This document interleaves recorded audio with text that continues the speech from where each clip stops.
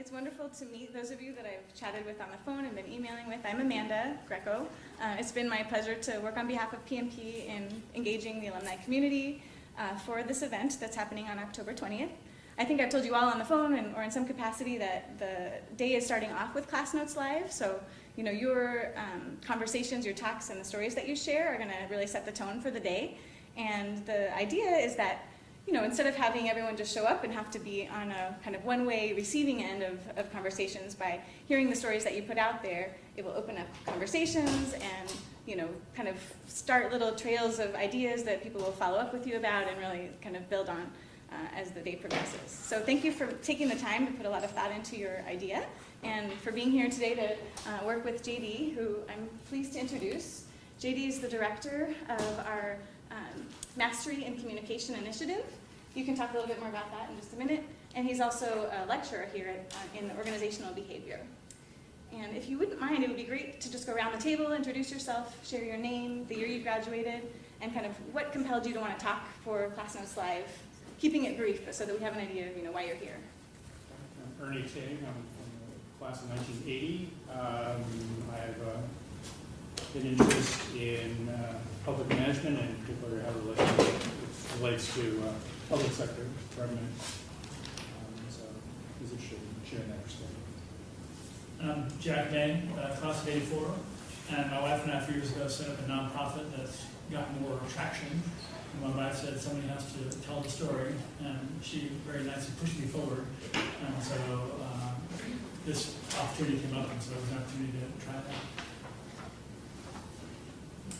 I'm Martha Weeks, and I'm actually a communications coach here at the GSB. Several of us are here today. We work for JD, and we were doing just writing coaching, and now we're getting more into speech coaching, and so JD invited us to come to the session tonight, and I'm just learning right now what it's all about, so thanks for letting us be here.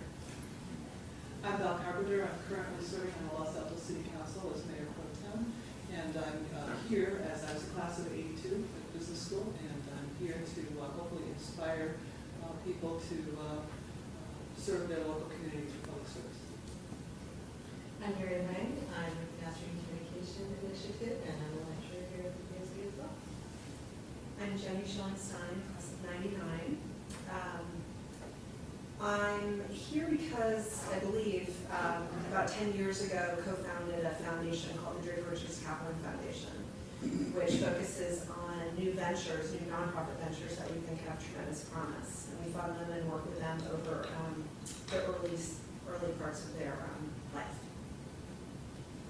Diego Fawcett, class of 03. I started a nonprofit in math and science earlier this year, and I wanted to come and talk about it and get feedback and excite the community. I'm Alice LaPlante, class of 90, but across the street as a sticker fellow. And I'm also a communications coach with Martha and Mary. My name is Uri Pomerantz. I'm class of 2008. I'm in the process of starting a company. Basically, ING direct means Kiva, so you can do good with your bank. I'm Ashley Bourne. I'm a class of 89. I'm executive director of a nonprofit environmental group called Sustainable Conservation, and I'm here to improve my communication skills and in preparation for the CNBC wave anniversary. I'm Yoriko Kishimoto. I was mayor of Palo Alto and I was city council for 8 years, currently on the open space district. And my call to action as mayor was to build a green economy for innovations, to combine both environment and economics. Well, I'll ask a question. How many of you are involved with taking care of your parents or loved ones? I'm here to talk about the aging population and caregiving and taking care of yourself and taking care of your parents. What's your name? Carolyn Out, class of 83. I'm Carol Sisk, and I work for the Office of Development across the way. And so I'm an interloper to hear about this program and learn some more. I'm Bruce Baker, class of 55, that's 1955. And I'm pleased to serve on the Community Resource Group for the Stanford General Use Permit, which has been exciting 2 decades that Rika knows a lot about, and continues to be an exciting venture. Great. Well, thank you all for being here. Oh, yes. Two in the back. Sorry, I'm Jenna Abel, and I'm another one of the communication coaches, so thank you for letting me say this. And I'm Teresa Johnston, I'm a writer for Steering Business Magazine. So thank you very much for all being here. I will turn the evening over to JD, and thank you for being here today. Absolutely. When I first met Caroline, she was one of my CAT students. CAT is the Critical Analytical Thinking course here at the GSB that all first-year students are now required to take. So she was one of 16 students, about the group that were gathered here, who was in one of my seminars in critical and analytical thinking. And the way I first got to know Caroline is she cited Stan Delaney in her paper and said, personal conversation with Stan Delaney, Morgan Stanley vice president, and his GSB graduating year. Well, I know Stan. I was like, why is she citing somebody that I know in her CAT paper? She's probably figuring out a way to get on my good side. The first time I met her sister, Katha, was in the Upper Arbuckle on the other campus. And as you know, people run quickly through Upper Arbuckle because it's not a place you spend a lot of time. And as I ran through, I saw this familiar student. I said, hey, Caroline, how are you? And she goes, no, I'm not Caroline. I was like, I'm sorry? Aren't you in my CAT class? She goes, that's my twin sister. I didn't know that we had both Caroline and Katha in last year's first-year class. They're now rising second years. And the first time I got to know Monica was when Monica sent me an email last March. And she said, Professor Schramm, I've not had you in any classes yet, but 2 friends, Caroline, Katha, and I, have started our own venture. And we have a real opportunity to talk about our venture at the TEDx conference that Stanford's hosting in May, but we need some help. Would you meet us and coach us? And that began my relationship with Caroline, Katha, and Monica, who have founded an organization called Farm to Cup.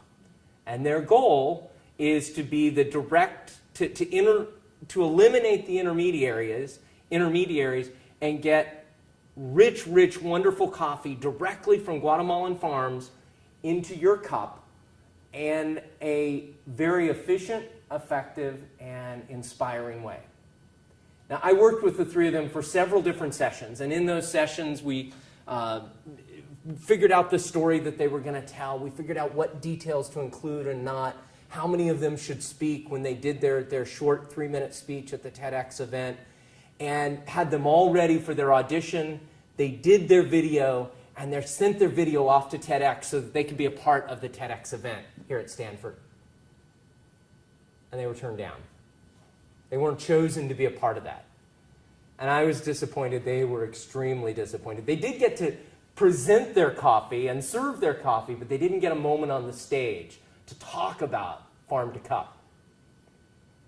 But in August, I got an email from Katha letting me know that the next morning I should turn on NBC News early in the day because they were talking about Farm to Cup on the morning news show, using the coaching that I had given them to get ready for the event that they never got to speak at. Right now, as we speak, the 3 of them are in Guatemala, putting together more relationships so that they can show up next week, start their second year as MBA students, and continue pursuing their business ventures. And they're just one of many examples of the privilege that I get to work with MBA students here at the GSB. So when Amanda said, would you come in and work with alumni to help them tell their stories more effectively, it took me about a quarter of a second to say, you bet. I would love to have that chance to do that. So what we're going to do tonight is not presentation skills 101.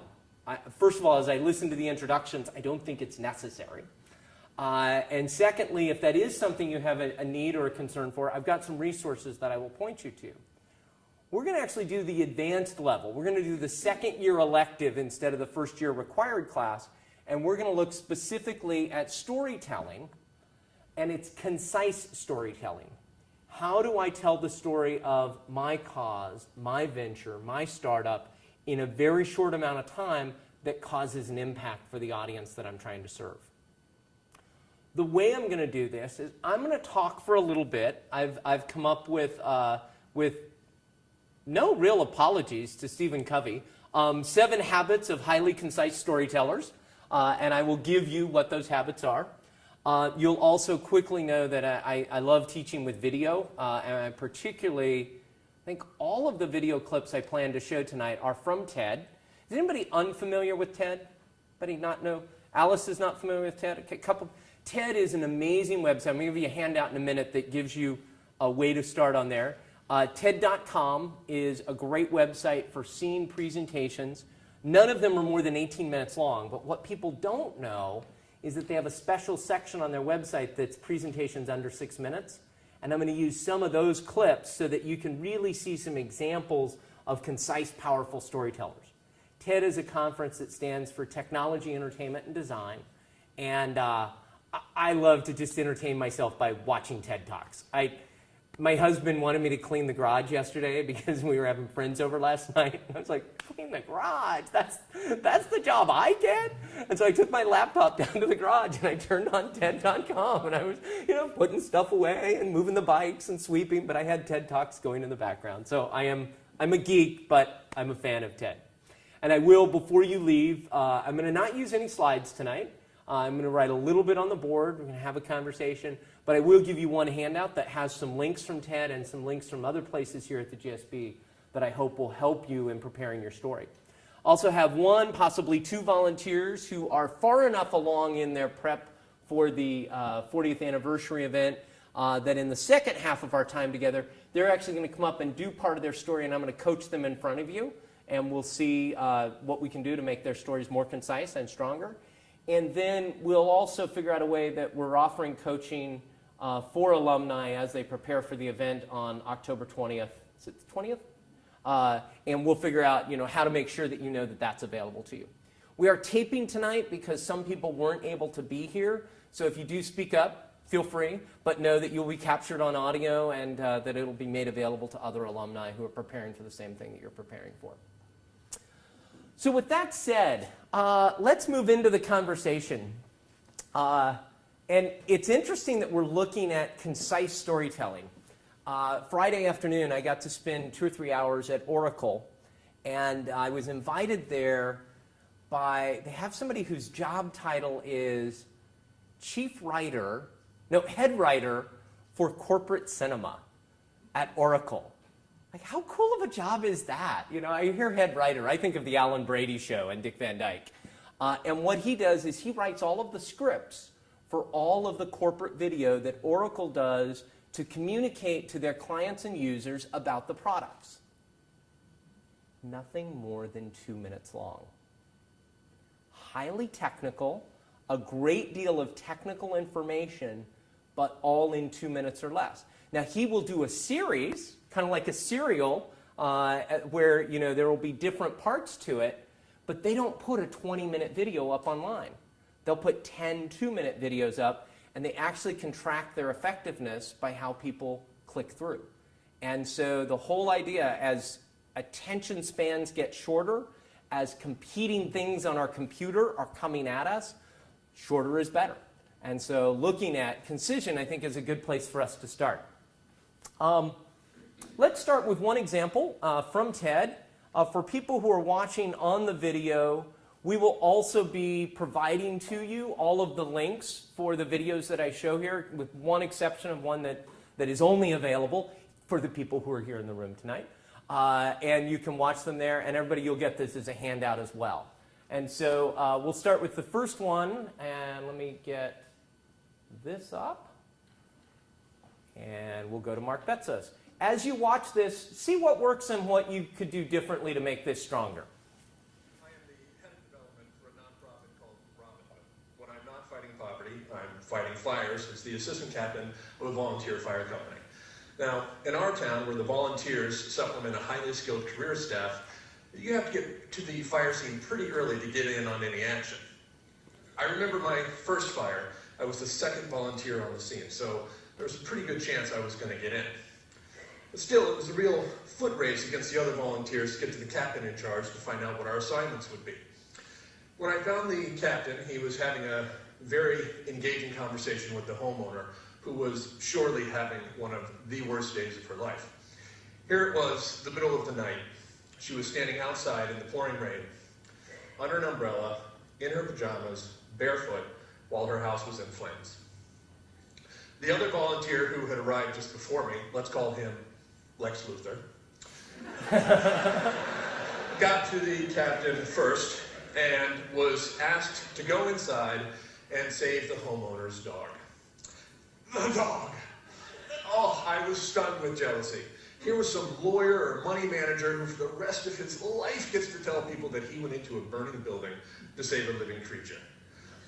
Just because he beat me by 5 seconds. Well, I was next. The captain waved me over, said, Bezos, I need you to go into the house. I need you to go upstairs, past the fire, and I need you to get this woman a pair of shoes.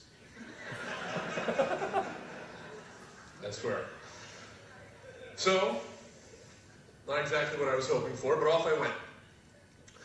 Up the stairs, down the hall, past the real firefighters, who were pretty much done putting out the fire at this point, into the master bedroom to get a pair of shoes. Now, I know what you're thinking, but I'm no hero.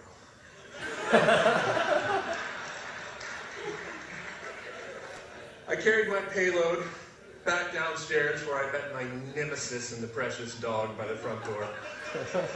We took our treasures outside to the homeowner where, not surprisingly, his received much more attention than did mine. A few weeks later, the department received a letter from the homeowner thanking us for the valiant effort displayed in saving her home. The act of kindness she noted above all others, someone had even gotten her a pair of shoes.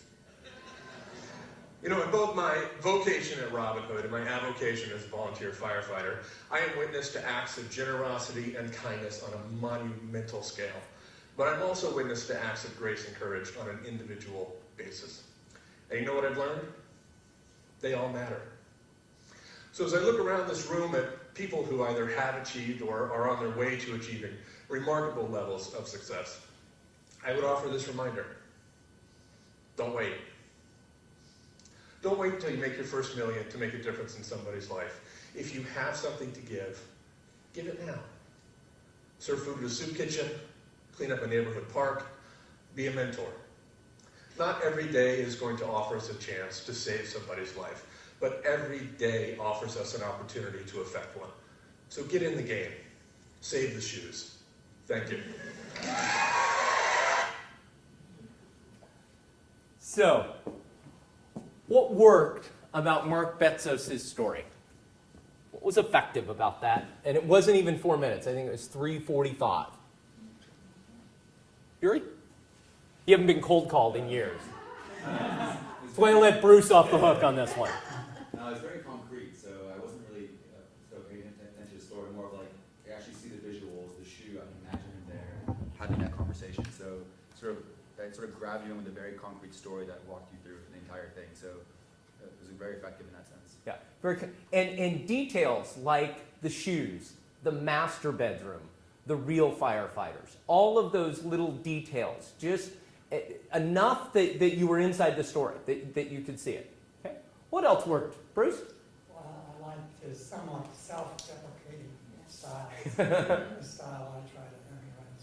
Yeah, and the safest humor we can ever use in presentations, particularly in storytelling, is self-deprecating humor. When I do humor that puts somebody else down, either somebody in the audience or somebody who's not present and I make fun of, there's a risk in that. When I make fun of myself, it's usually fairly safe. I don't want to diminish myself, but it's safe. What else worked about that? Yes, it's Ernie, right? Ernie, right. I don't know how generalizable this was, but in his case, having firefighter gear on was grabbed your attention. Yeah. And he used it as a prop as well. Yeah, the use of the and then when he pulled the jacket aside, Yeah. held the helmet. I was like, oh man, I can't do that with a laser pointer. My props just aren't as cool. Okay, but the thing was, the whole moment you were captivated from the minute he began. Not appropriate for every presentation that you do, but it worked well there. Yes. You were also Yeah. said to expect a really amazing hero moment, when in fact the irony all the way through, and then the hero moment was in a simple thing. So you're on tension all the time, waiting for this amazing story, and all of a sudden this is an amazing simple story. Yeah. The unexpected. And I think we provided the Chip Heath excerpt from Chip Heath's book, Made to Stick. And in his success matrix, the U stands for unexpected. You know, you were expecting something huge, and it's a pair of shoes. Okay. Yes, and I'm struggling with the first name. Ashley. I liked how the closing thought of save the shoes, that sort of tagline that you left with. I thought that was a great way to drive it all home. Yeah. And easy to remember, and tied to his direct message. Right. And your hand was also up? Yeah, it was a situation where I felt like I wouldn't want to be in that situation, and especially with the animal. Yeah. Your pet is always, you want to feel like you're caring for your pet. Yeah. So particularly for people who are pet people, there was an emotional tie to it that you're thinking, that would be awful. Or those who've experienced. My sister-in-law, she and her family just went through a house fire last weekend. So as I was watching this clip, getting ready for tonight, I was like, can I do this? I'm thinking of Kathleen and Joey and, And so there is that touch there, but it's a touch point that brings us to our audience. Yes, and I didn't catch your first name. Yoriko. Yoriko. So he, I don't know if he flattered his audience, he connected to his audience, he said, are you smart, rich people, Yeah, complimented them. It Yes. made him closer, made him more connected to them. Right. Okay, very good. Do you think all of you can do what you just saw him do when you do your speech on October 20th? Sure. I do. I was expecting a little more GSB sort of, you bet!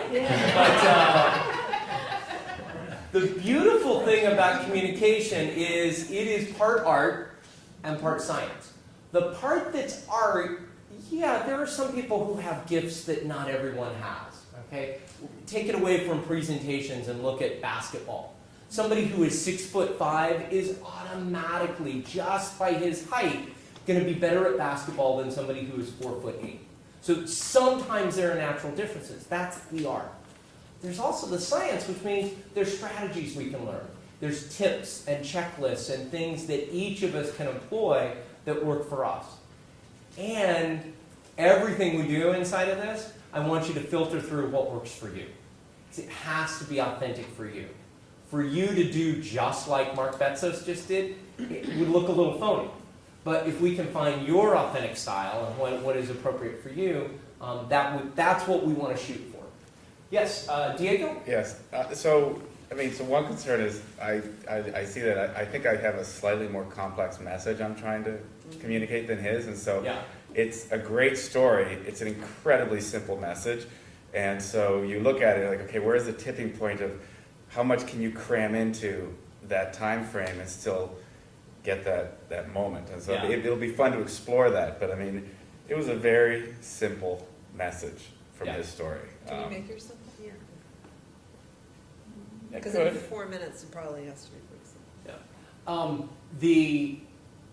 Definitely, I think that this was easier to fit in to that. And I think that we often, Chip Heath talks about the curse of knowledge. We know so much about our idea and so much about our startup. So somebody asks us what time it is, and we tell them how to build a clock. It's like, no, just what is the piece that is at the core, that is necessary. So we can work on that a little bit. And I would encourage you, spend some time, either on TED or other places, looking at people who have similar stories to your own, that are complicated, but that they simplify down. Martha? What would you advise him to do better? I thought he was pretty good.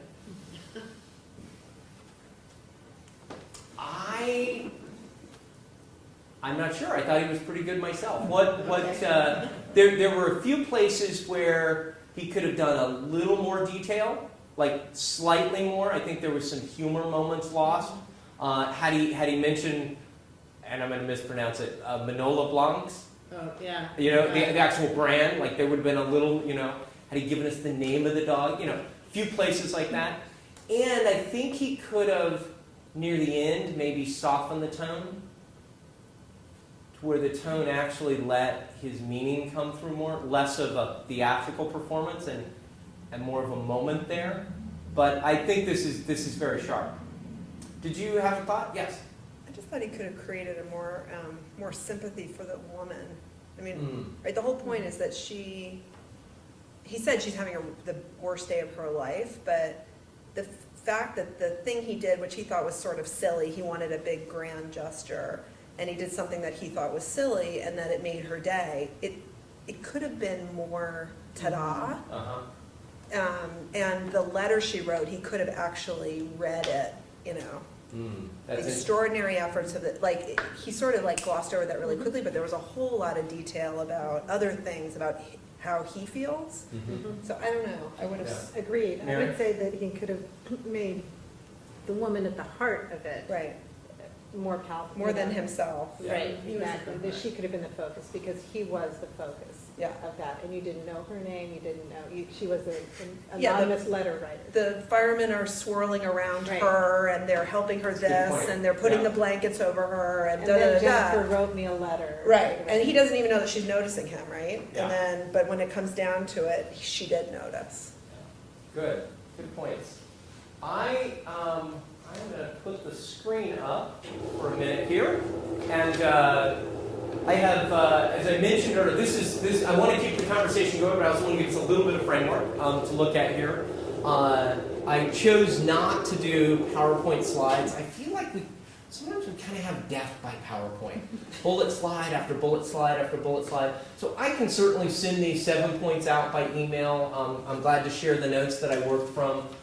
But feel free to write these down as well if that helps you in your memory. These are what I'm going to call the 7 habits of concise storytellers.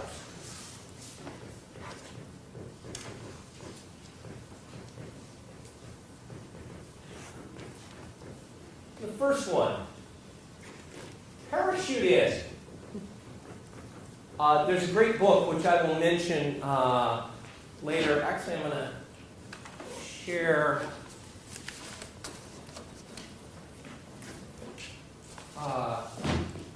Feel free to glance at this as I speak, called Leadership Presence. We brought the folks in from the Ariel group who created this.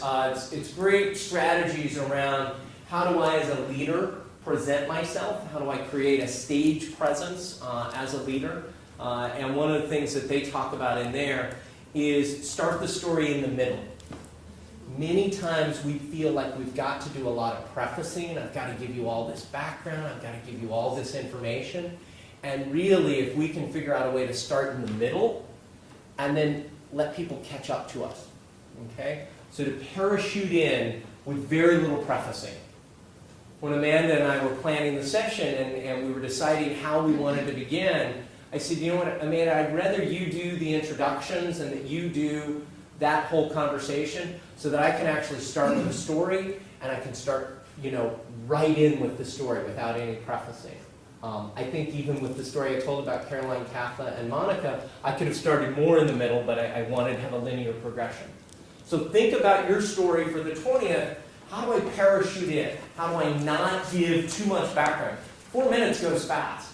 If you spend a minute and a half or 2 minutes in background, you've lost that opportunity. Second is select your first words carefully. I would also add final words. What were his final words? Save the shoes. Save the shoes. That's right. The coaches who were in the room, we watched a video last week together. I think we watched it together. The congressman, do you remember his final words? 2 words. Get writing. It's a short TED talk about how to write to your elected officials. And he ended with get writing. So thinking about the last word. What were my first words tonight? I first met. Say again, Diego? I first met. Yeah. I first met Caroline in my CAP course. I could have begun with lots of things, but in those 7 words, I wanted to give to you a lot of information. I wanted to bring into effect my relationship with students. I wanted to talk about a current first-year student. Wanted to give you her name, so there's a little bit of a detail there. And I wanted to tie it into a piece of the curriculum here at the GSB. So I had a lot that was going on just in those few words. As you look at Mark Betzos's clip, actually, we're going to come to that. Oh, we're going to come to that one in just a minute. What were his first words? Do you remember? Fire. Close. I actually may have to watch it again to see. But I think it was, as a volunteer fireman, you want to get there first. It was something along those lines. Because he was talking about the race between him and the other guy to get the assignment there first. I've not watched his clip enough to have it memorized. But think about your own first words. What are the worst first words that you can use in a presentation? My name is JD. Particularly if your name's not JD. It's really bad choice, Martha. What I'd like to talk to you about. Yeah. Hi, I'm here today to talk to you about. Hi, my name is JD. I'm here today because. And what happens is, particularly in professional settings, there's a slide that says JD Schramm behind you. There's an introducer who says, today we have with us JD Schramm, and then I get up and say, hi, my name is JD Schramm. Use those first words valuably and think about, and maybe you want to say them multiple times. Maybe they become like a mantra or a chorus inside of your presentation. But think them through. With my students that I lead orientations and introductions to, I often begin with this phrase. I believe you can achieve mastery at anything you set your mind to in the next 2 years while you're here at the GSB. And then I go into defining what mastery means, what 2 years looks like, and how they can achieve it. So thinking through first words. Question? Yes, please. It is it Val, Val or Val? or Valerie or. Val, okay. Yeah. I had a 50-50 chance. Yes, Val. So will we be introduced so we don't need to introduce ourselves in this 4 minutes? Just be determined, I will let you go. I'm not sure. Okay, because if nobody introduced us, I'm gonna say, I'm Val Carpenter, Mayor Pro Tem of the City of Los Altos, you know, and then go into my speech. So you might think about it a little bit. You could actually begin with a little bit of the story. A voter came to me and she was so incredibly upset because of da-da-da. I'm Val Carpenter, I'm the mayor of, and this is what... So you may be able to just flip it barely and still start with something that catches them off guard. And we'll find out logistically what it looks like. The other piece, when you're in other settings, we often print the whole bio of somebody in the program, or it's sent out in the invitation, it's available on the website, and then the person who does the introduction just reads what we are. What a waste of an opportunity.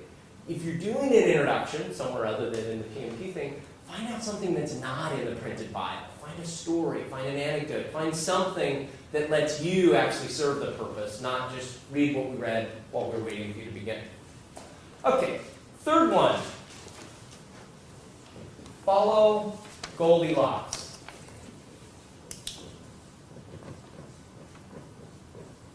Anybody with children remember? Anybody remember what the Goldilocks theory is? Jenna, you got to have a shot at this. You've got 3 of them at home. Trying a lot of different things till you find one that fits. Close, very close. Because every part of the Goldilocks story, there's something that's too hard, there's something that's too soft, there's something that's just right. Something that's too big, something that's too small, something that's just right. When we look at details in our story, we want to have just the right amount of details.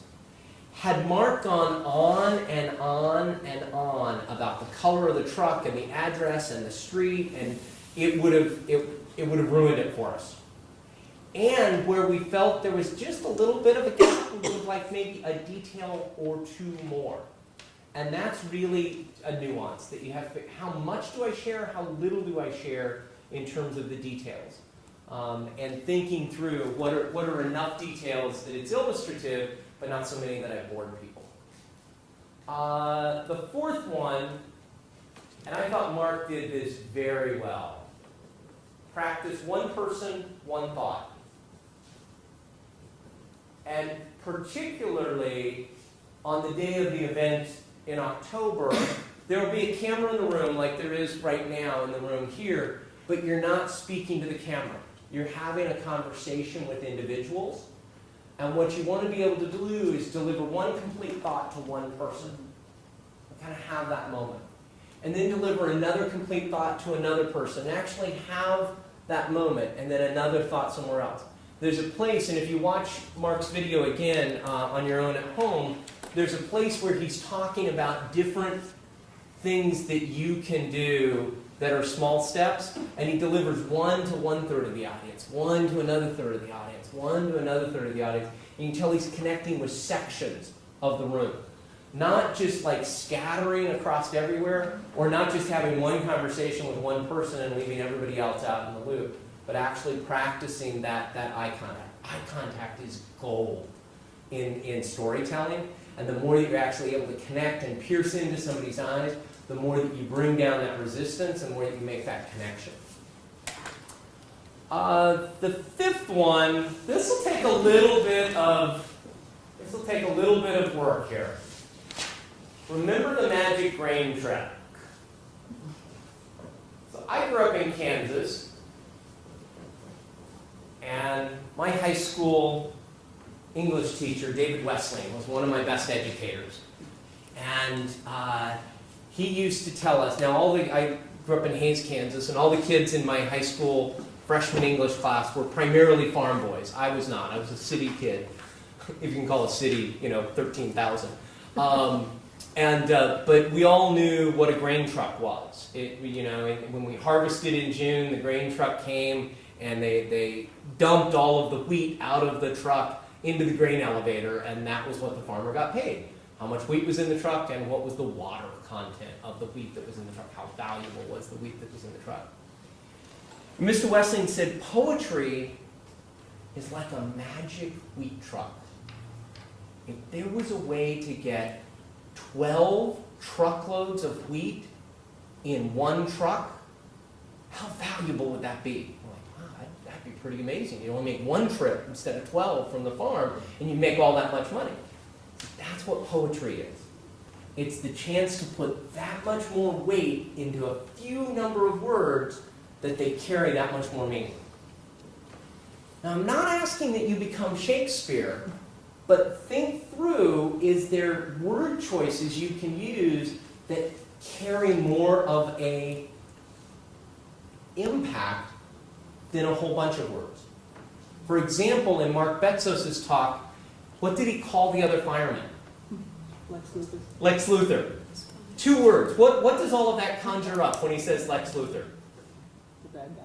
The bad guy, manipulative. One time he later used the word my nemesis. Okay, all of that comes through by calling the fireman Lex Luthor. But funny and cartoonish, not calling him Hitler or something. Exactly. That would have only been 1 word, but that would have, a whole different characterization out of that. A little, he did. I know. And so you want to be, and you also have to be careful. Like in some audiences, Lex Luthor would mean nothing. I was teaching undergrads last year, and I was trying to explain the term. I think I told this to the coaches last week. I was trying to explain the term Philistine. Somebody was being a real Philistine about something. I said, like Archie Bunker. No clue who I was talking about. None whatsoever. Like Homer Simpson. Oh, yeah, now I know what you're talking about. So you have to be careful about that, but think about, is there some poetry I can use? Is there some imagery? Or maybe there's an analogy. Maybe there is a visual image. We talked earlier, Jack, about you've got some visual images, and sometimes a picture is worth 1,000 words. I can put one thing up, and it conveys a great deal of meaning. So think about what you can do in your 4 minutes that lets you get more out of a word or more out of a slide than just 1 word or 1 image. Anybody a musician in here? Yuri, is it? Yeah. Am I pronouncing that right? Yeah. What do you play? Guitar, French horn, saxophone. Kind of a slacker, huh? Yeah. Do you read sheet music? I do on saxophone. Okay, and what is a rest in sheet music? What does that indicate? Pause in the music, so it's for a certain amount of time. You basically measure it out and you stop playing. And when somebody composes a piece of music, they decide in that moment, Yuri should stop playing the saxophone. That silence is going to actually be written into the composition. It's especially powerful when you see an entire symphony that goes silent for a moment. Because the composer has decided that is a time where the music is best represented by no notes at all. And so for us, the sixth strategy is to use silence.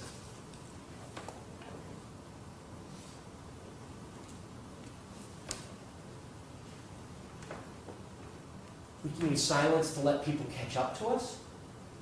We can use silence to frame something.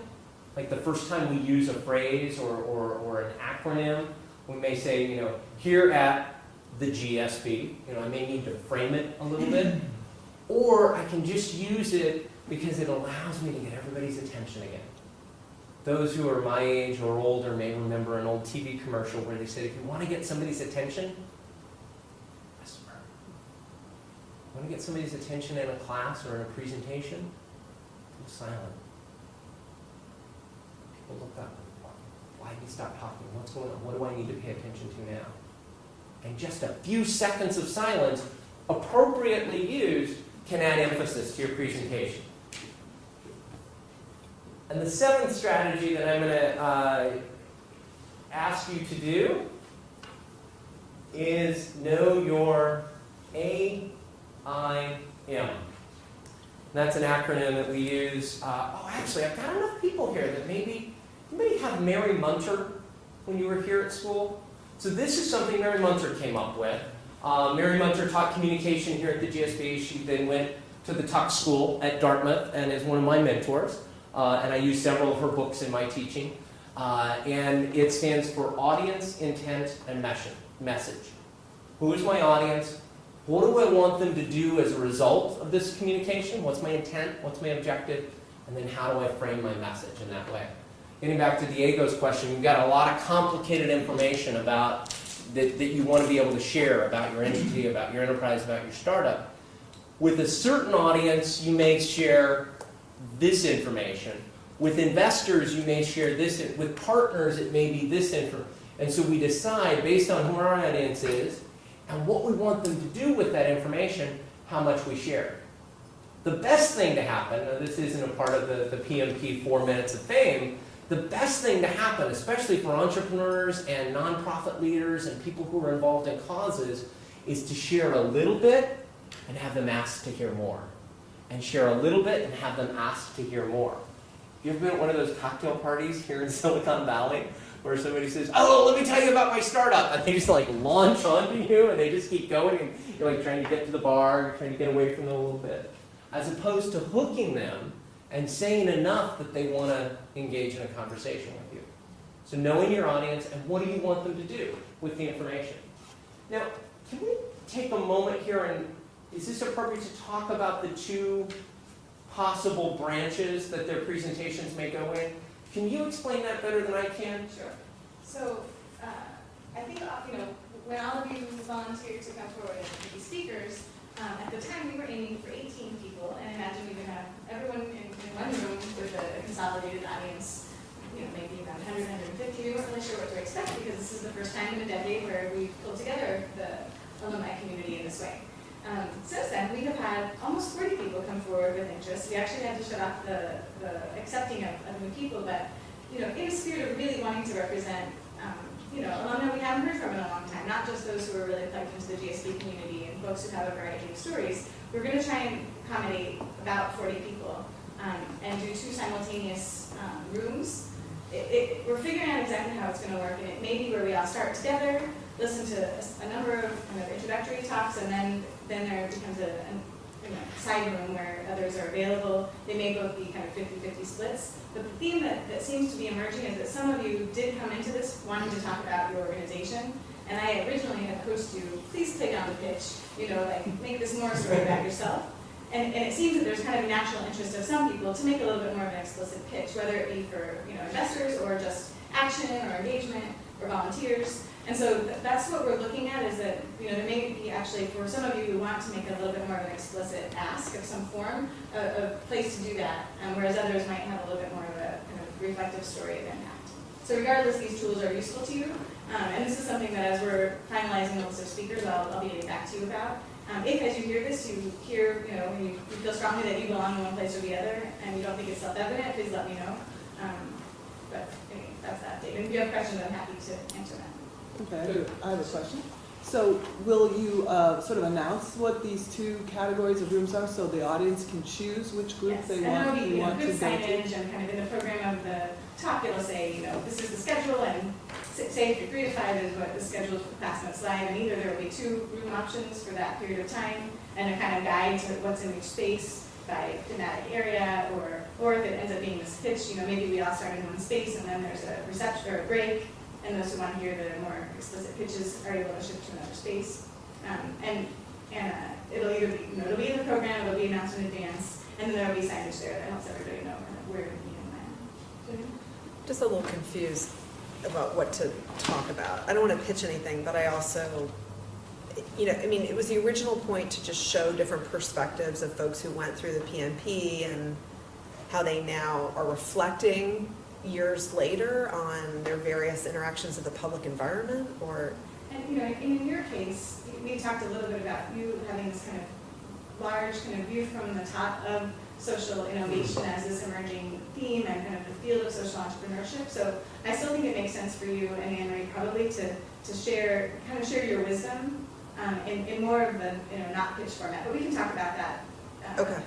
a little bit more, kind of as you two talk to each other. She is a colleague who is also a GSB alum that will be talking as well, and kind of pair that together.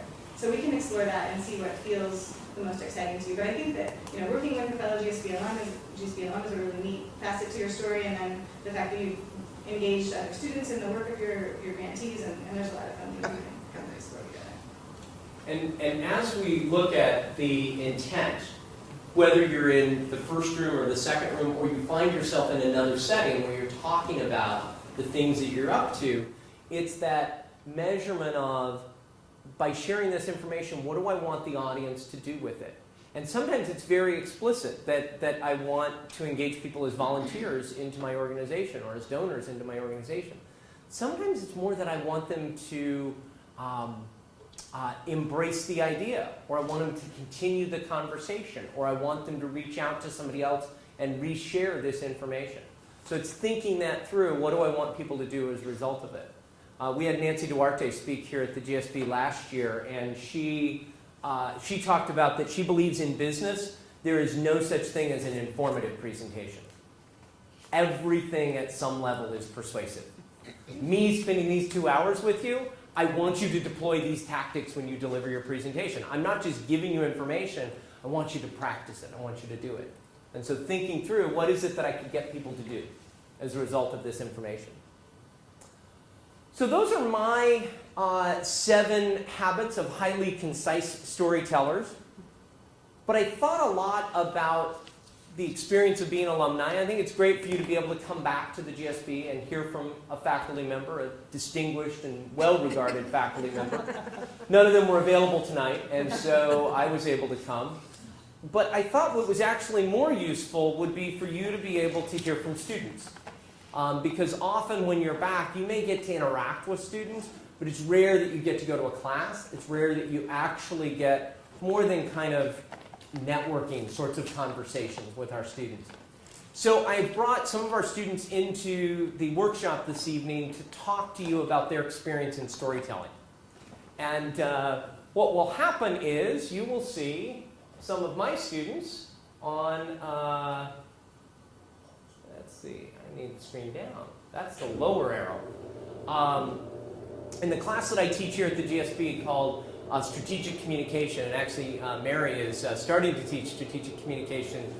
Next Monday is the first class with her students. We do a final project that students do a 10 to 15 minute presentation to their peers about a specific communications topic, and they deliver it in class, but then we take the best of those lessons and we put them up on the web as a virtual library for other students to learn from on their tactics. And I had a group of students 2 years ago who did one on effective storytelling. So I'm going to show you just 3 minutes of their advice to us on storytelling. You may not be able to see their slides as well as I wish you could, but when I send you the link out, you'll be able to both watch the video and download their slides. So let's see what our GSB students tell us about storytelling. To give you a preview of where we're going, we're first going to walk you through the basics of building a story. So what is the story? What's the structure of the story? How can it differ? And what are some tips and best practices that you can employ next time you want to build a story? Next, we're also going to do an exercise where we're all going to take a chance at writing our own mini stories. We're then going to give you some specific tools that you can use, some stories that you can put in your back pocket next time you want to actually employ storytelling in a presentation. Alright, so I'm going to talk to you guys today about how do you build a story. What do you think about when you're going to tell a story? So, telling a story and giving a presentation happen to be very similar. You both have an introduction, a middle, and a conclusion. Now there are a few things that are different, however. In your presentation, you're going to tell people what you're going to tell them, and then tell them what you just told them. In a story, you're going to have 3 different distinct components, and they're each going to have a different goal. So we'll start with your introduction. Similar to a presentation, your introduction is going to be short, and you're going to want to drop the audience directly into the action. Really important. There are 2 other objectives that you're going to want to have for your introduction. The first, this is where you establish background information. You give the audience the information they're going to need in the context for understanding where the story is going. You're also going to establish the dramatic question. The dramatic question is, what does the protagonist want? What is his or her goals that they're striving towards during the story? Next is the middle component of the story. In the middle component, you have 3 other objectives. Firstly, you're going to develop the characters and the situation that you previously introduced in the beginning of your story. Next, you want your major action to happen in this part of the story. And lastly, you're going to introduce obstacles. And you want a bunch of obstacles, and you want them to be increasingly difficult, that the protagonist needs to bump into again and again, trying to get to his or her goal. Lastly, you're going to have a conclusion. Now this conclusion is going to be the shortest part of your story, but the most critical. Ideally, you want the last act of the conclusion to give the audience the most enjoyment in the climax and what happens. You're going to follow a 3C pattern in your conclusion: crisis, climax, and consequences. The crisis is the point of the most tension. That's going to happen here. The climax is when the crisis point ends and the tension is released. This is where the audience gets the answer to the dramatic question. Lastly, you're going to allude to the consequences that come as a result of this. Now, stories mostly have this template, but they can have very many different shapes. For instance, here's Casablanca. The story is a bit rocky, but always upward sloping to the end. And here's James Bond. Boom, pow at the beginning, then is boring, slowly but surely he gets the girl. Or you could have Jurassic Park, in which you have a series of crises that need to be resolved increasingly throughout the scene. Alright, so now you have... Okay. So I liked the way that they use movies as a way to look at the template for stories. And the part of the information that they used in their 12-minute class on storytelling is drawn from Jennifer Ocker's class that she teaches here, actually right now during September session, on how to tell a story. And so they, some of the tips and some of the strategies that are in there are things that they drew from her class and then built into this presentation. And I will give you the link that you can watch all of that, as well as some other student presentations. But that short one, particularly in storytelling, I think is useful. But what I liked about it is the sense of obstacle, climax, and consequence. And as you think about your journey, whether it is as an entrepreneur, as an elected official, as somebody who's starting an entry, What are the obstacles that you have overcome? How did you overcome them? And where are you at now as a resolution? Now, I want you to also vary that. If all of you go out and do the exact same format, by the time we get to the end of 2 hours of those presentations, it will be kind of dull. There's another resource that I will encourage you to look at, and some of you heard me mention her name earlier, Nancy Duarte, who's the author of Resonate and also Slidology. She's here in the Valley. She comes and spends a lot of time here at the GSB with us, working with our students. She's the woman who did the PowerPoint slides for Inconvenient Truth. So she's the only one who's ever gotten an Oscar for PowerPoint slides. And in Resonate, she talks about that every presentation follows a... Sorry, folks on the video, you're not going to get this as well, but every story has where things begin, they get better, and then how things are, how they could be, how they are, how they could be, how they are. And in the book Resonate, she looks at everything from Martin Luther King's I Have a Dream speech. This is the way things are, this is the way they could be. This is the way things are, this is the way they could be. To Steve Jobs' introduction of the iPhone. This is the way things are, this is the way they could be. This is the way things are, this is the way they could be. And that sense of climax, that sense of obstacle and resolution is a major part of storytelling. And this book in particular, I think, is wonderful about how do you tell a story through a presentation. Her first book, Slidology, is more about how do you make the visuals look good. This is how do you make sure the story under it is effective. We are exactly where I wanted to be at 8 o'clock. Jack, are you ready for where we wanted to be at 8 o'clock? Okay. Jack is far enough along in his prep. Do you want to give me the disc and I can get it keyed up here? Jack is far enough along in his prep that he said he's willing to do part of his presentation and get a little bit of feedback from me, some coaching in terms of what could go differently, what's working, what could go differently. We don't expect that you will have incorporated everything that we have just talked about here. But this is great to do is just to be able to have a dry run at an audience that's a friendly audience.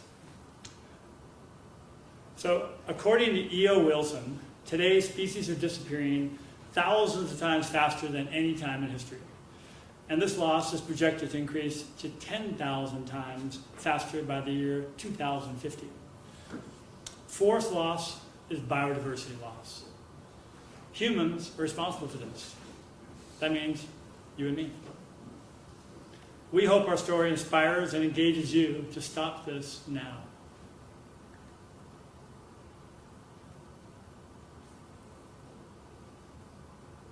I do two things at once. 10 years ago, on a visit to Kangaroo Island, South Australia, Hillary, my wife, and I fell in love with the native black swans and the unique ecology. There we found an old neglected sheep and cattle farm, Cygnet Park. This is an aerial of the farm when we first bought it. All the brown you see was once a diverse forest ecology along a beautiful river. All we could imagine was grapes and olives as far as the eye could see. While driving the property, we found 15 acres of land that was dead, by commercial fertilizer buildup. Was there a solution? Locals saw this destruction as unavoidable farming. University scientists helped, and 3 years later, the 15 acres had tall grass, and a living ecology was again possible. It was our revelation of species extinction. So we did the unthinkable to our friends back in California and expanded our restoration to 800 acres and fundamentally changed our passion from wine and olive oil to investing in fighting for biodiversity. Our land allowed us to uncover the mysteries of native plant germination and cultivation that quickly attracted hundreds of people who shared our passion. No one will miss more bottles of wine and olive oil, but we'll all regret not helping stop this mass extinction. Our efforts spread, word spread, and the Australian nonprofit BioR was born with the encouragement of our friend Steve Snyder and his wife of the Wood Institute at Stanford, of course. With BioR, we focused on reimagine, restore, and reinvent biodiversity and new processes for finding and germinating native seeds. Our burning experiments germinated native seeds long thought extinct. More fields were prepared, experiments expanded, and we continue to bioreverse the extinction trend. Surprisingly, we became weed control experts.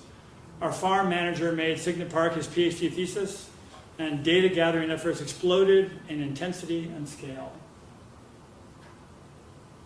Annually, 450 to 650 volunteers from 6 months old to 78 years old from 20 plus countries join our planting festivals. Our first summer fellow was Robin Pam, a Stanford grad. This year we had 100,000 seedlings for a total of 750,000 plantings since we started. In year one, our goal was 5,000 trees in our lifetime. We scaled further. Biodiversity warriors gathered and planted, got muddy, and battled some more. The trees and understory grew. We never missed the grapes or olives, but we celebrated both every year.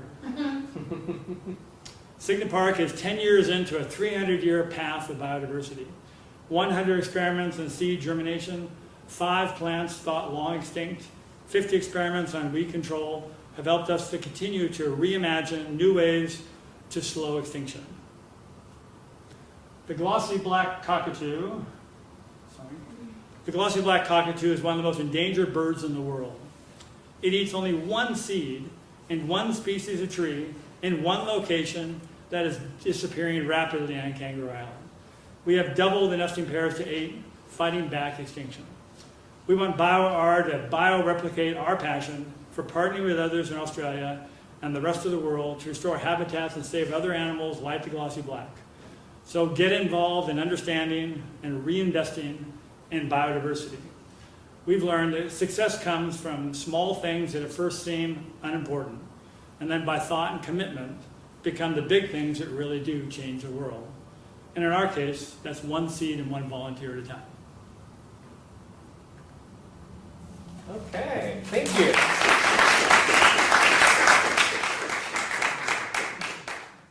Ken, did you begin new right when he started? Can you tell me the time we're at? Because I didn't run my stopwatch. It started back over on my time code. Oh, just now? So I don't know. Okay. So I think it's a little over 4 minutes. yeah, it felt like a little bit long. Did somebody time it? Oh, okay, just barely over. 4 minutes and 30 seconds. Myself in the hall, it was 3 minutes and 50 seconds, but I know I was So, slow. good. Excellent, excellent. So what worked well about what Jack did? Offer him some, this is the old plus deltas, what worked well, what could go differently. We'll start off with the compliments. What went well? Jenny? It's very personal. You can hear your personal story, and the baby carriage photo is great. Priceless. Yeah. Yeah, great. Yes. I like the photos. I thought that was great. And I think your tagline, save the seed was something about save the seed, save the world. Or One something. seed, one volunteer at a time. Yeah, one seed, one volunteer at a time. I thought that was good. Yeah. And that was a really good place to end in terms of word choice. It might be more memorable if we hear it more than once. And so sometimes we want our tagline to be like a punchline, that we only get it there once. Save the seed, save the world. Yeah, I'm sorry. I'm a lucky. No, I like that. Because So- if save the seed, one volunteer at a time, then it's like your method of, like, I'm missing the so what. Mm-hmm. Yeah. Okay, good, good. Other things that worked well, yes? I liked how you came back to the wine and olive oil several times. Yeah. We provided a really nice connector through the story. Yeah. And that was a big thing. All of our California friends thought we were crazy because they were expecting lots of wine and olive oil. And they didn't. Yeah. So, and the other piece I liked about what Ashley mentioned is that was a little bit of an obstacle. Like, but we came here to do this, but there's this bigger need out there. And so we saw a little bit of the climax back and forth in the story. Yes? The growth and the scale of the effort astounded me, how we could gear up that fast. It astounded me. And what's left yet to do? Man, And the line, "We are 10 years in to a 300-year experiment." Wow, you get the audacity of what it is that you're up to, Jack. Very well chosen language. As we look at some of the lines that people are remembering, you've worked a lot in terms of the scripting of that, the poetry, if you will, of that. Yes, Diego. Discussing the specific species helped a lot in driving home the biodiversity, because when it was just the plantings, it was kind of like, okay, great, but by actually discussing a specific personal story of a species that really does rely on that, it drove home the point of biodiversity. But yeah, the hard part for me was that the thing we've actually done the most interesting thing is finding plants that no one's seen for over 80 years. Mm. But when I say it's blah, blah, blah, California, no one cares. But as soon as you say glossy black cockatoo and you see an animal, everybody loves that. So that was a choice I made. That's true too, though, and everybody loves it so much. I wondered why it wasn't right at the beginning, because I thought the glossy black Cockatoo?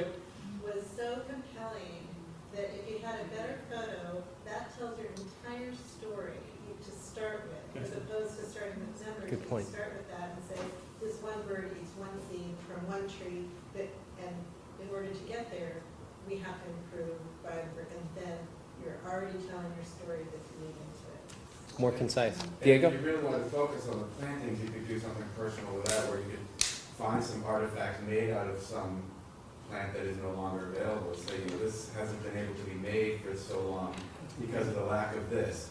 And so suddenly I care about that plant. It's not just some random weed that I want to pull out of my garden. Anyway. A couple other things that I just want to emphasize, and we'll look at how we could tweak this. It's already very solid, but our commitment is to help you even make it better. He used some phrases like "surprisingly," "did the unthinkable," and it brought up that sense of the enormity of the task that you and your wife are committed to and what you're doing. Also ended with a clear call to action. It wasn't as overt as volunteer, write a check, but it was get involved, and I thought that was really useful in terms of that. What do you, in the spirit of supporting Jack, what do you think he could have done differently? We already got a few points in terms of some of the language. Anything else you would encourage him to look at between now and the 20th of October? Diego? I felt that there were times you could have tightened up the expansiveness of what you're doing. You used a lot of words and statistics, but if you could just synthesize that in one or two, the size of this many footballs, something that really just drives it home, but isn't just numbers. Some facts that make it more, that kind of synthesize it better. That would have had more power than just regurgitating facts. There was parts of it I felt it was just a regurgitation of numbers, which were impressive in and of themselves, but something more tangible would have given them more power. Is there something you can think of that for you was compelling in terms of the statistics, Jack? Just the sheer number of experiments we had what we got the Wood Institute interested in us is that we had a meeting with the Wood Institute where 7 of the 9 people on the board have all been on our farm in the last year and a half. I didn't know about it. And so, because they're looking at Kangaroo Island is a canary for Australia, which is a canary for the rest of the world, because it's a rock. So for a lot of this biodiversity stuff, a lot of it's happening. So we're trying to figure out how to make an image around those numbers, Diego. That's an interesting to struggle with. So you can add really interesting what you just said. Yeah. That island is the canary for Australia. That's an image right there. Yeah. That works really well. So that's the hope, right? I mean, it's imagine a world where it's all devastated. Now imagine this island, which is a precursor to the others. We can actually fix this, and this is how you do it. And when you're using the phrase canary, you're referring to the canary in the mine. Correct. Right. Okay. And because there also is the Canary Islands, and I got just a little lost for a second there, going, what?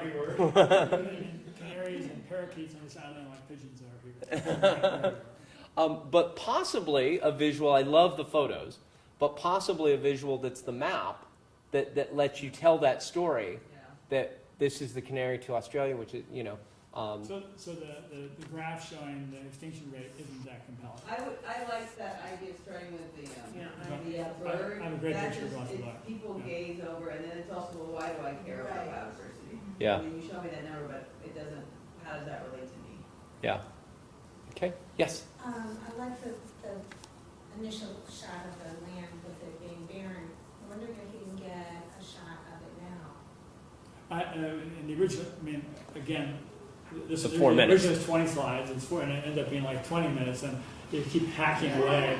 You know, at first I didn't mention my wife. She said, "We have to mention me." So, we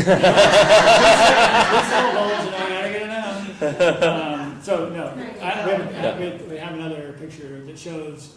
It's not in 300 years it'll be all green, but right now it just shows all the rows and all the plantains happen. So it's actually visually you can't see it. Yeah. Good. So that'd be helpful. related, sorry, to Go ahead, Carol. Mary's point about the statistics, I'm wondering if you can use some silence, because I think there's a lot of power in the information, but you were going really fast, and I kind of wanted you to slow down a little bit so I could absorb some of that. So I think if there's a way to I was a little nervous and Yeah. And I could use both my hands. Otherwise Yeah. And what we're going to do in a minute here is just have you go off script and have you do some of that beginning again without needing to hold the laptop, and I'll advance the slides for you so you can practice, some of that in that particular moment. One of the strategies along that line that I want to work with you on, if you're comfortable doing movement, a great strategy at the beginning is to take 1 or 2 steps towards your audience. So when I began this afternoon, or earlier this evening, I began by, Caroline was in my cat class the first time I met her. And I actually took a couple of steps, and I chose, even though Val and I weren't connected yet, I chose to connect with Val and walk towards her in that moment. If that's something, once you're off script, that you're comfortable doing, that the subtext is, I'm bringing you something. I have a message for you and a gift that I'm bringing to you. Even in a situation where you can't move, sometimes you're delivering a presentation and you're behind a podium and you're mic'd and you have to be there. Even to just begin and take a moment into the audience that lets you connect with them, or in a business meeting to lean forward in your chair as you make a point, all of that is kind of the nonverbal communication of I'm bringing something to you. And I think we can work on that a little bit at the very top in terms of connecting with your audience. And then the other place I'd like to work non-verbally, if we can like stop and start you a little bit, is you make a very clear contrast between wine and oil and sustainable farming. I forget the exact language there. And one of the things that we can do visually when we're delivering a presentation is you always make wine and olives in one place and sustainable environment in another place. And if you get used to that, what you're leaving, what you're putting behind is one direction, and what you're moving towards is another, it gives you that visual of the future that we're moving to and what we're leaving behind. Exactly. And it also gives you something. So people are always saying, what do I do with my hands when I'm up there? I don't know what to do with my hands. And that's one place where I can easily use gestures, and it's natural. It's comfortable in that. Jenny? Does it have to be did wine and olive oil have to be your vanity? And they weren't. It's just we don't have to make the farm about wine and oil. Wine and oil is still a big part of our celebration and our life. And it wasn't what this farm ended up being. Because the problem is, we could have done this, but it ruins the land. So we do this, but we still celebrate with it, so someone else is ruining their land elsewhere, but we're not. I didn't quite follow your story, and I guess if it was, there's lots of things that sort of kill biodiversity. And are you making the point that sort of bringing in species that don't belong somewhere life, is it literally? No, the dichotomy was we initially were going to do grapes and olive oil as far for all without 800 acres. Okay. And instead we decided to do biodiversity on it. Because you care more about it, not because the grapes are going to Just because we care more about it. I think that's the personal okay. dilemma that I didn't get. Okay. That here is land that for very important reasons is a bellwether for lots of other issues, and it is dead. And we made a choice. We love wine and oil, with all of our hearts, and we made this very crazy choice to give that up, our retirement, to do biodiversity, and I've never been so happy. And so what I had was, we did the unthinkable to our friends back in California, expanded our restoration to 800 acres, not just 15 acres. And Too we, many numbers. I don't know if I like so many numbers. and we fundamentally changed our passion from wine and olive oil to investing in fighting for biodiversity. So I would use like a Yeah. ratio. We quadrupled or we quintupled. Yeah. You know, we. Yeah. Oh, that's helpful. Yeah, make the Numbers are statistics. kind of, what do they mean for me? You know Yeah. what I mean? But if you say we double down, it's like, wow, Yeah, okay, yeah. I get it. You, That's Yeah. personal passion. So good. Okay, I'm gonna take 2 more points, and then we're gonna let him breathe a little bit. This is Carol Robin always says, feedback is a gift. You're getting lots of gifts right now. Amanda, and then Ashley. I just want to build a little bit on Jenny's comment. You know, Jack, when I talked to you in the longer version of your story, the way that you talked about, you know, your original kind of dreams of retirement, traveling to Tuscany, like you don't ever say explicitly, we were dreaming of taking our dream of retirement, you know, and the food of the cuisine of Italy, which was our love, and like making that happen in kangaroo, you know, in Australia at this farm that we purchased. You don't see it explicitly enough, I don't think, for us to understand, oh, that's what they were doing there. They were, you know, they were chasing this dream of retirement, a comfy retirement with delicious food and, you know, and then they found themselves on this scorched earth and like, this is the way it changed here. So I think you could just, you know, more explicitly say, this is the stage we were in our life and, you know, the way that we came to this. And the other thing that could be really powerful at your conclusion would be to say, you know, this was, my career path was X. Like, I was not a volunteer with the Nature Conservancy. I was not a, you know. Well, what's your career path? You know. The joke is a karmic kickback because I'm a real estate developer. So.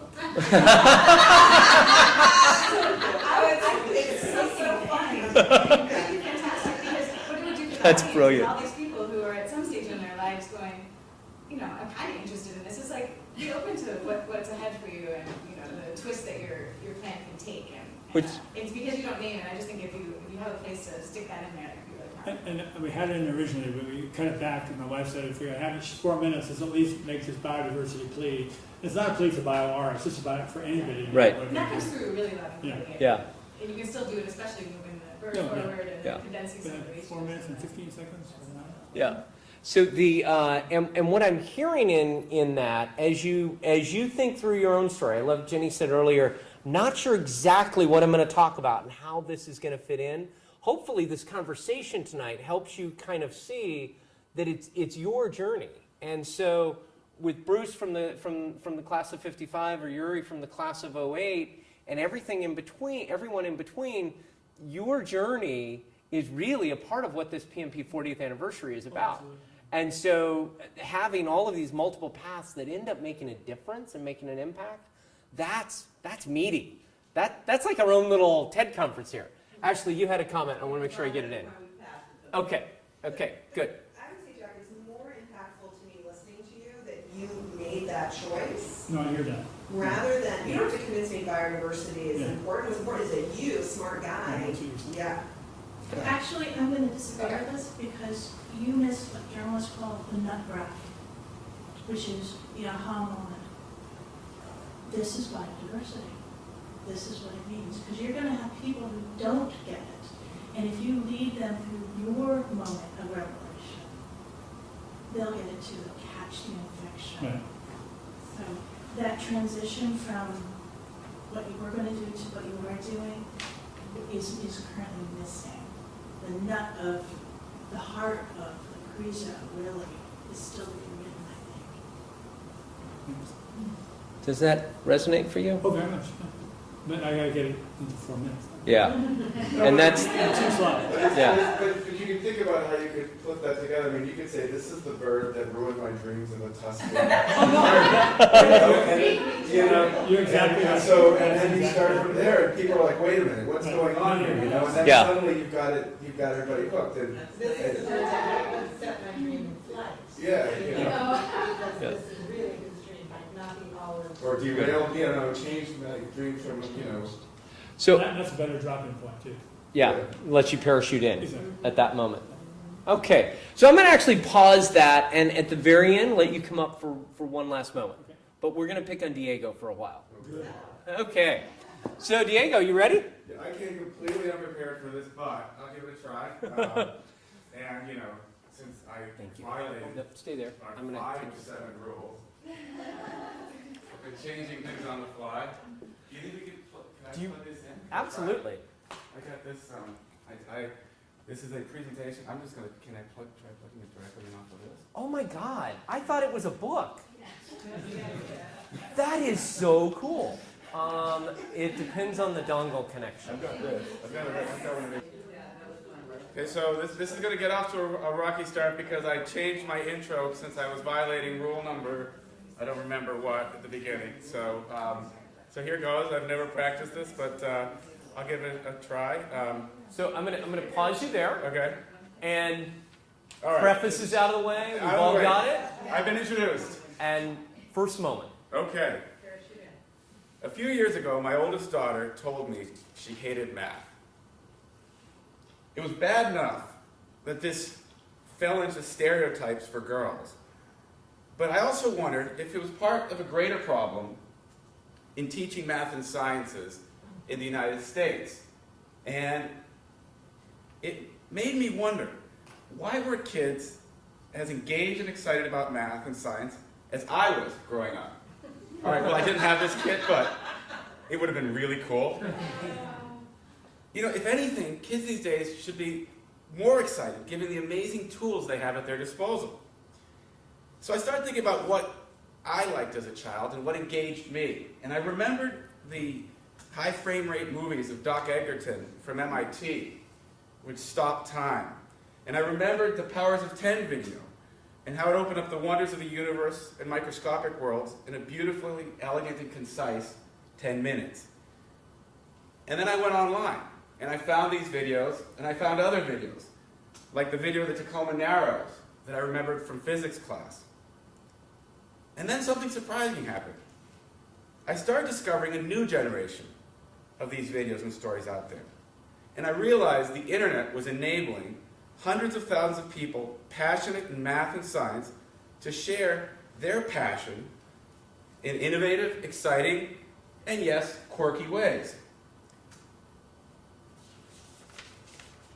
There were researchers in New Zealand teaching computer science concepts without computers.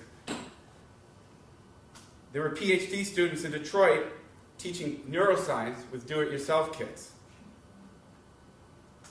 There were contests encouraging PhD students to dance their theses. And there were physics students deconstructing the physical impossibilities of My Little Pony. And I started to collect these stories and websites, and I realized I needed a place to store them. So I remembered another story that grabbed my interest as a youth. Schrodinger's cat. It was a thought experiment that Schrodinger used to explain the concept of quantum entanglement. And in the story, the cat was both alive and dead at the same time. So that gave me the idea for a fun and engaging website name, where people could come together to share their favorite math and science stories, images, videos, and websites. So I set up this website and started talking to educators and parents and scientists in the broader community, and found an amazing desire and need for simple tools to engage students. And I found a lot of people surprised that there was so much already out there. I soon realized I'd also stumbled upon the perfect medium to connect with this new generation of learners, and that zombiecat.org could leverage this new explosion of social media tools. So I incorporate ZombieCat as a nonprofit, and I'm looking for help to launch and develop, for its launch, development, and upkeep. You see, I don't know with certainty if Hungarian dance is the best way to teach sorting algorithms. But after working on this for the last 9 months, I do know that there's a pony in there somewhere.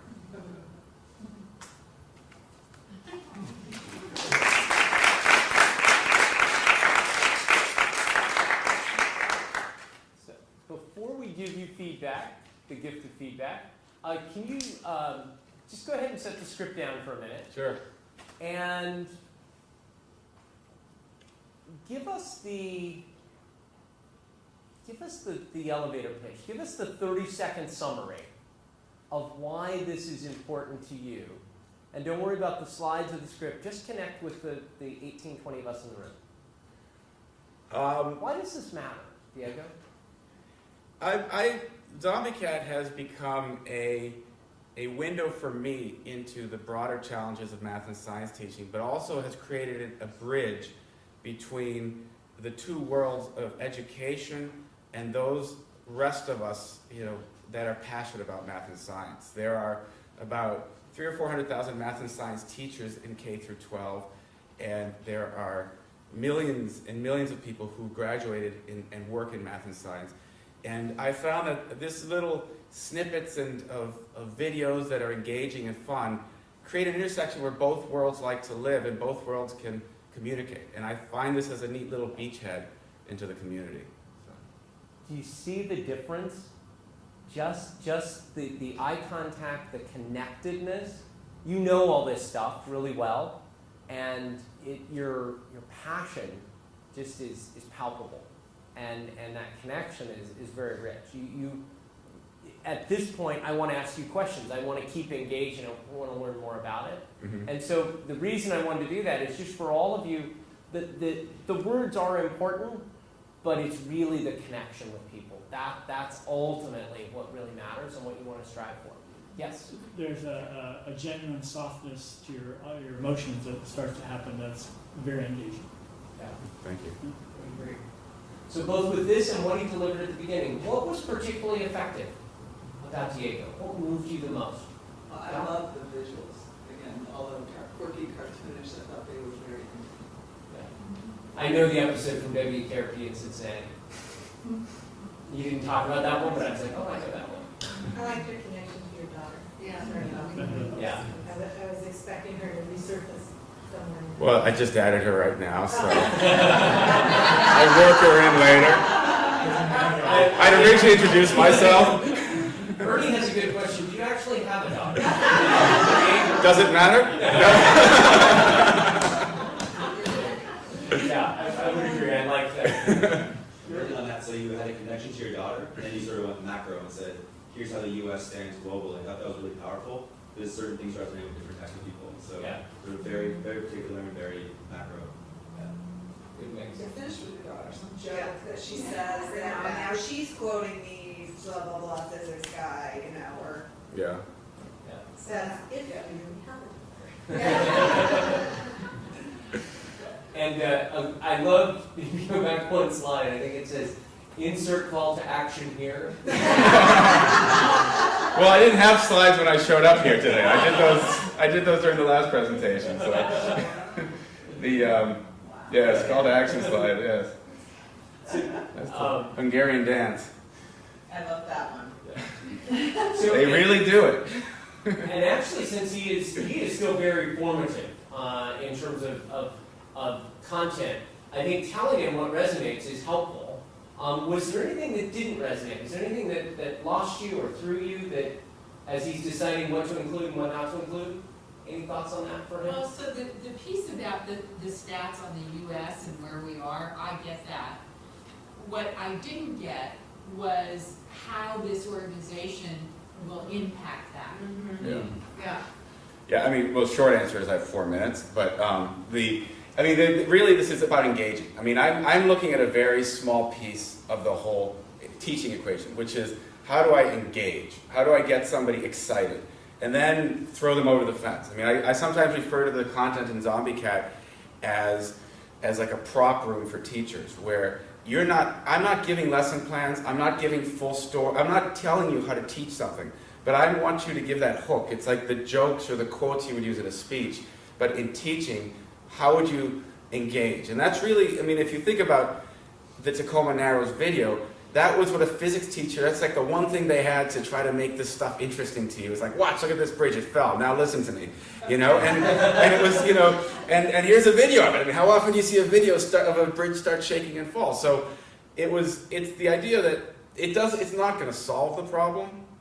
I don't pretend it will, but it's a small little nugget that starts to put a wedge into the problem, and it works from many levels. So that's what I want to Yeah. hear. Yeah.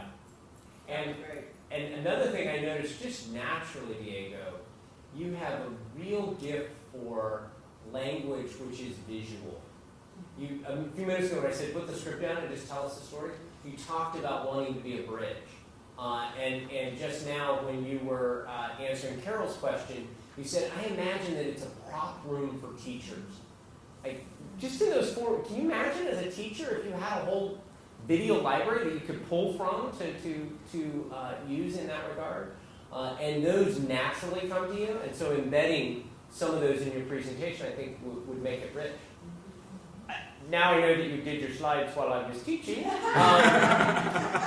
There may be a useful video clip. There may be. No, I would have liked to. I would like to do this, some video clips and things like the Powers of 10 video. I mean, a lot of these videos, even if it's just a snippet, you get a lot more out of them watching them. And they're all videos. They're also YouTube videos, which I wasn't going to set up right now and kind of cross my fingers I could get the web to work. You know, I mean, I'd have to have that all embedded deep in here. Yeah. But you know, it would.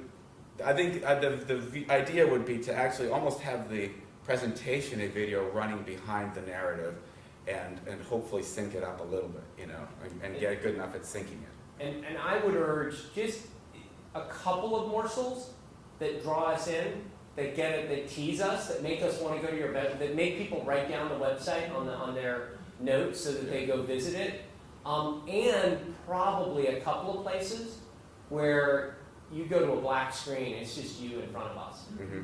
Because I don't want you to diminish what you bring to the room by too many visual images behind you. So tease us a little bit with it, but then also your passion as a parent and as an educator really is There's people in this room who don't even believe I have children. Yeah, well, there. And I'm not going to answer that question. I'm just going to leave it out there. Well, one thing you did that was risky, but I think paid off, is that you were talking to us as someone with inside knowledge, and you didn't explain too much. When you brought up the cat thing, I don't know what that is, but it was okay because it was like a teaser. This is the expertise I have, and this is what you will get or you will learn. Yeah, I thought that worked, but it was risky. I thought it worked. And speaking in a way that you speak just above where your audience is, and they reach up to it. And I don't think I would have caught that, but I also didn't know the complete analogy. It didn't bother me. Right. Because I trusted that he did. I don't understand quantum entanglement. I just think it's a cool story. No, but I mean, it's, yeah. I just want to see those people dancing. Go to zombiecat.org. Great call to action. All right, thank you, Diego. Awesome.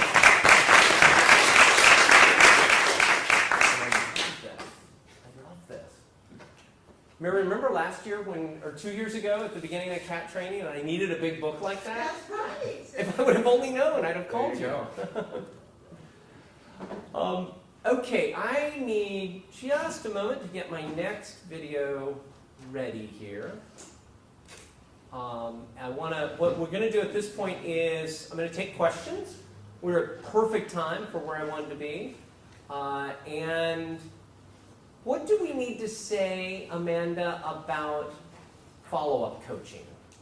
So at the end of this, we should have this link to the video up by the end of the week. And at that point, I'm hoping that I'll be able to send out some form of like Google document or place where there's a centralized spot to kind of express your interest in having one-on-one feedback if you would like that. And we would be able to at that point know, JD, which of your coaches are available, and I'll continue to be available as well to talk through ideas and incorporate some of the pointers here in reviewing or reviewing as well. But tonight we won't worry about it. It'll just be something to watch for at the end of the week. And I think as we look at that, part of the value is having a couple other people in the room that can provide that feedback. And so we might look at designing something that lets people come in small groups, 2s or 3s, that also lets them network a little more with alumni. We hadn't thought that through exactly. But and what I will, as we look at that coaching moment, one of the beauties I have here at the GSB is I not only get to teach communications classes, but I also lead a team of about 35 professional coaches that we bring in to coach our MBA students to work with them on oral presentations. The coaches who are here with us this evening were hired originally as writing coaches and are bridging into oral presentation. We thought this was a great way for them to get a sense of what it looks like in the room.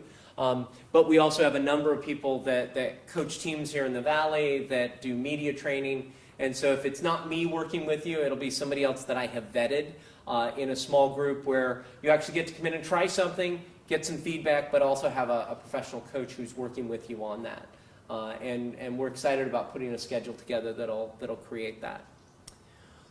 Before we go to the last video, questions that you have on either the content that I have delivered, the logistics of the event as a part of homecoming, anything we can answer that's burning for you. Yuri? Question, you mentioned earlier, this technique where you can sort of go through highs and lows, where they could be, where things are. How does it actually work in a speech? Is it sort of literal? Like, here's the world we see today, here's how it could be, and kind of come back to it. How does that work without sort of making it too obvious? Definitely that's coming directly from Nancy Duarte's work in Resonate, and a lot of it is in the language that you choose. I'll give the example of the I Have a Dream speech as he talks about the way things could be and the way things are in an entrepreneur's pitch. Part of the challenge for an entrepreneur is to explain that there is a pain point for which you have the solution, which is your product. And so I was working with a group of entrepreneurs in the biodesign class in the spring, and they were solving sleep apnea, and they had a device that was better than going through surgery, which is what people have to go through if they struggle with snoring and sleep apnea. And they put a visual up. They had a visual of what this device that's currently on the market is, and it's like, if you can imagine sleeping with, if I may use this for a minute, sleeping with something like this strapped to your forehead, and you have to sleep with your back down. And they showed a photo of what that looked like, and then, they almost gave your birth back to the wrong person. And then they showed their device, and it was something that was smaller than this, and and so they showed the pain, they showed the way things could be, they showed the difficulty, they showed the way they could be. They had another slide later on where they looked at the number of people who go through surgery and the risks of surgery, and that theirs was non-invasive. So those are kind of some of the techniques that are there. And I would encourage you to look through her book because she's really good at illustrating that sort of contrast back and forth. Jack? Do you try and get this so that you have a pitch, or do you sort of have little snippets you piece together? Because when you became more off-record, everything got more comfortable and relaxed. So in your mind, do you have 15 little modules you're playing with that you're sort of moving around, or do you really get your set 4-minute pitch that you just polish? For all day good. It's a little bit of all of the above. What I would encourage is, especially because the 4 minutes is a hard and fast time, when I have done speeches that had to have that sharp of it, is I get it to where I know the major elements of what I'm going to say. I don't memorize. I don't go from pure manuscript, which you were working off of. In fact, if you look at my notes for tonight, Ken Barham, you've got it right there. My notes for tonight, the story that I told was just that set of bullets. But I rehearsed it enough in my head. I knew it was right around 1.5 minutes, 2 minutes long. I added a few more details, but I wanted it to be under 3. But I would read that over and over and over again because muscle memory kicks in, and I remember that. But if you go to memorization, then you're memorizing word for word, and when you forget, you're just nowhere, And so having the bullets is easier than that. But because the 4 minutes is kind of a hard and fast rule, I do think you have to work to knowing what are the major bits that I'm going to deliver. Okay? Yes, Val? What's the